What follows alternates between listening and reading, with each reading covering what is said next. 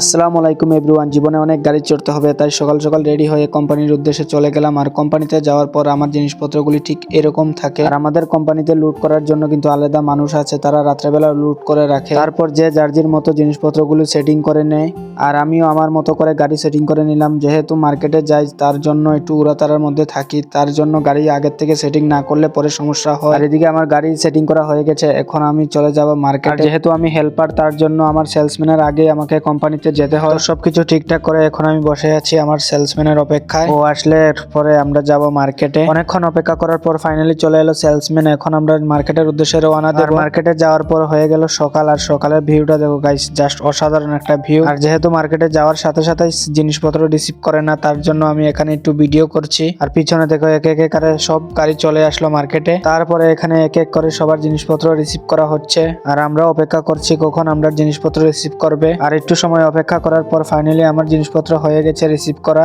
আর receive করার পর এখন আমরা চলে যাব আরেকটা মার্কেটের উদ্দেশ্যে। আর এই জায়গাটা কোনো সিটি নয়, এটা হচ্ছে আবুধাবিতে লোকাল যে আরবিরা থাকে এইসব এরিয়া। আর দুপুরবেলা দেখো গাড়ির যা জাম অবস্থা দেখো গাইজ, মানে বলে লাভ নেই এই দেশের গাড়ি ঘোড়ার যা অবস্থা। তারপর আমরা এক মার্কেট থেকে এখন আরেকটা মার্কেটের উদ্দেশ্যে রওনা দিয়ে দিলাম। আর যেহেতু সারাদিন গাড়ি নিয়ে রানিং করতে হয়, তার জন্য সময় সময় বোরিংও লাগে, তার জন্য ভিডিও করি যাতে তোমাদেরও কিছু দেখাতে পারি। বন্ধুরা, আজকের ভিডিওটা অতটুকুই। সবাই ভালো থাকবে, সুস্থ থাকবে। দেখা হবে আরো নতুন নতুন ভিডিওতে। তার জন্য আমার চ্যানেলটাকে সাবস্ক্রাইব করে আমার ফেসবুক পেজটাকে ফলো করে দিও। দেখা হবে নেক্সট ভিডিওতে।